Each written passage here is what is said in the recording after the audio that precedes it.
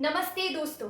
आज हम एक ऐसी स्किन प्रॉब्लम के बारे में बात करने जा रहे हैं जो देखने में छोटी होती है। शुरुआत में छोटा सा धब्बा होता है, लेकिन अगर हम समय रहते ना देखें तो यह बहुत बड़ी समस्या हो सकती है। जी हाँ, हम बात कर रहे हैं दाद यानी कि रिंगवॉर्म के बारे में। दाद के लिए बहुत सारे लोग एलोपैथिक दवाइयाँ खाकर आते हैं। बहुत सी दवाइयाँ जो भी कोई बता देता है वही ट्रीटमेंट लेकर आते हैं, लेकिन दाद कम होने के बजाय और ज़्यादा बढ़ जाते हैं। तो ऐसे में ये वीडियो सिर्फ और सिर्फ आप सभी के लिए है, क्योंकि इस वीडियो में हम बात करने वाले हैं कि आखिर दाद क्या होता है, किन किन कारणों की वजह से दाद होता है, क्या लक्षण देखने को मिलते हैं और क्या होम्योपैथी में इसका उपचार संभव है या फिर नहीं। साथ ही में हम बात करने वाले हैं जो हर डॉक्टर आपको नहीं बताता है, और स्किन प्रॉब्लम के लिए ये बहुत इंपॉर्टेंट है, यानी कि परहेज। आपको किन किन चीजों को अपनी डाइट में लेना है, किन किन चीजों को आपको परहेज में रखना है, इस वीडियो के जरिए हम जानेंगे। और अगर आपने अभी तक चैनल को सब्सक्राइब नहीं किया है तो जाकर सबसे पहले चैनल को सब्सक्राइब कर लीजिए और वीडियो को एंड तक जरूर देखें। आइए शुरू करते हैं। दाद क्या होता है? दाद यानी कि रिंगवॉर्म यानी कि फंगल इन्फेक्शन एक ऐसे स्किन इन्फेक्शन है जो कि स्किन पर कहीं भी हो सकता है। जांघों पर हो सकता है, स्काल्प पर हो सकता है, आपके नेल्स में हो सकता है। इसका साइंटिफिक नेम है डर्मेटोफाइटोसिस। ये एक ऐसा फंगल इन्फेक्शन है जो टीनिया नाम के फंगस से होता है, जो डेड स्किन सेल्स होते हैं वहां पे ग्रोथ करता है। ऐसे में टीनिया जो है वो 4 प्रकार का होता है। पहले हम बात करें जो सबसे कॉमन टीनिया कॉर्पोरिस है। ये स्किन पर राउंड पैचेस में हो जाता है। फिर आता है टीनिया कैपाइटस, आपके स्काल पे इन्फेक्शन हो जाता है, सर पर। फिर आता है टीनिया क्रूरिस, ये आपकी जांघों पर हो जाता है, जॉक इच। फिर आता है टीनिया पेडिस, यानी कि जो आपके एथलीट्स फुट होते हैं वहां पे हो जाता है। तो ये कुछ प्रकार के टीनिया होते हैं, फंगल इन्फेक्शन होते हैं जो स्पेसिफिकली आपको अलग अलग जगह देखने को मिल सकते हैं। अब हम बात करेंगे कि क्या कारण होते हैं, किन की वजह से ये फंगल इन्फेक्शन हो जाता है। दाद के क्या क्या कारण हैं? दाद के बहुत से कारण हो सकते हैं, जैसे कि ह्यूमिडिटी, पसीना आना, और फंगल इन्फेक्शन ह्यूमिडिटी में बेस्ट ग्रो करता है। अगर सफाई की कमी रहती है, आप सफाई में नहीं रहते हैं, तो यह भी एक वजह हो सकती है फंगल इन्फेक्शन की। फिर आता है अगर किसी को भी फंगल इन्फेक्शन है और आप उसके डायरेक्ट कांटेक्ट में आते हैं तो ये कॉन्टेजियस होता है, ये बहुत तेजी से फैलता है। ऐसे में इंसान टू इंसान ये फैल जाता है या फिर जानवर से इंसान में भी फैल सकता है। ऐसे में अगर आप स्किन में टाइट कपड़े पहनते हैं, स्किन को सांस नहीं मिलता है, तो फंगस इन्फेक्शन तो इसी के लिए खोज करता है। फंगस को तो ह्यूमिडिटी की जरूरत होती है। ऐसे में बहुत ज्यादा इसीलिए कहा जाता है जब भी आपको स्किन की प्रॉब्लम होती है तो खुले कपड़े पहने, आरामदायक कपड़े पहने। तो ये सब कारण है जिनकी वजह से दाद की कंडीशन हो जाती है। दाद होने के क्या क्या लक्षण हो सकते हैं? कुछ ऐसे लक्षण आपको देखने को मिल सकते हैं, जैसे कि दाद आपको सर्कुलर राउंड में देखने को मिलेगा, बीच में क्लैरिटी होगी, बीच में कुछ नहीं होगा, और जो आपका आउटर एरिया है वहां पे रेज्ड एजेस होंगे, कुछ फुंसियां सी हो सकती हैं।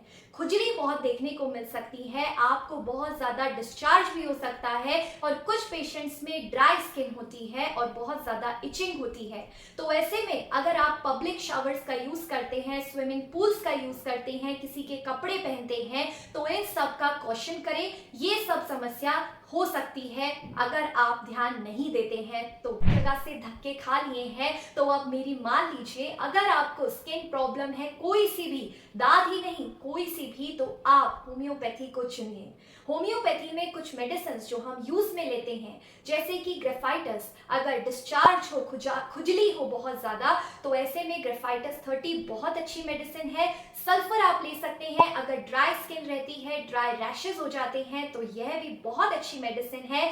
साथ में टेल्यूरियम, अगर जो आपके दाद है वो गोल है, डार्क है, बाहर की तरफ से और बीच में बहुत ज्यादा खुजली होती है, तो ऐसे में टेल्यूरियम बहुत अच्छी मेडिसिन है। लेकिन ये सब मेडिसिन बताने का जो एक मेरा मतलब था वो ये था कि हम कुछ ऐसी मेडिसिन होम्योपैथी में इस्तेमाल करते हैं लक्षणों को देखकर। लेकिन अगर आपको परेशानी है, बहुत टाइम से धक्के खा चुके हैं, एलोपैथिक गोलियों का सहारा ले चुके हैं, होम्योपैथिक भी खाई है, लेकिन आपकी बीमारी बढ़ गई थी, तो प्लीज आपसे रिक्वेस्ट है कॉन्स्टिट्यूशनल ट्रीटमेंट को चुने। आप मुझसे जुड़ सकते हैं, आप इस नंबर पर अपनी समस्या के बारे में पूछ सकते हैं, कंसल्ट कर सकते हैं, अपॉइंटमेंट ले सकते हैं और समय रहते स्वस्थ भी हो सकते हैं जैसे कि आप पहले थे। दांत से बचने के लिए कुछ परहेज, कुछ लाइफस्टाइल चेंजेस लाना बहुत जरूरी है, जैसे कि अपने कपड़े किसी को शेयर ना करें, किसी के कपड़े आप ना पहने, पर्सनल हाइजीन का ध्यान रखें, रोज नहाएं, सफाई रखें अपने शरीर की।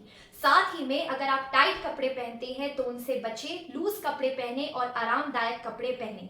आपको किन चीजों का परहेज करना है, जैसे कि खट्टी चीजें आपको बिल्कुल नहीं लेनी है, लहसुन प्याज आपको नहीं लेना है, जो भी गर्म चीजें हैं, अदरक हो गया, मेथी दाना हो गया, या जो भी गर्म चीजें हैं, मूंगफली हो गई, आपको इन चीजों को अवॉइड करना है, क्योंकि गर्म चीजें और खट्टी चीजें जो स्किन की प्रॉब्लम है उनको ठीक होने नहीं देती है। ऐसे में बात करें डेयरी प्रोडक्ट्स की तो आप दूध ले सकते हैं, लेकिन दही अगर लेते हैं तो ताजी लें, लेकिन बहुत कम लें। और ऐसे में पनीर वगैरह आप ले सकते हैं, लेकिन याद रखें आप लिमिट में लें।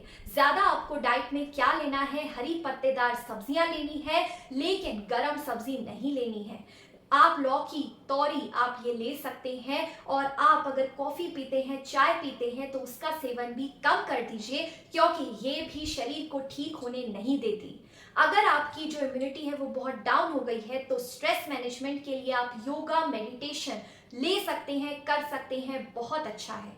तो ऐसे में अगर आप रिंग वर्म यानी कि दाद फंगल इन्फेक्शन से बहुत टाइम से परेशान हो गए हैं, बहुत टाइम से धक्के खा लिए हैं, अभी आपको सिर्फ एक ही जगह था लेकिन अब पूरे शरीर पर हो गया है, तो ऐसे में आपसे रिक्वेस्ट है प्लीज प्लीज आप होम्योपैथी को चुनिए।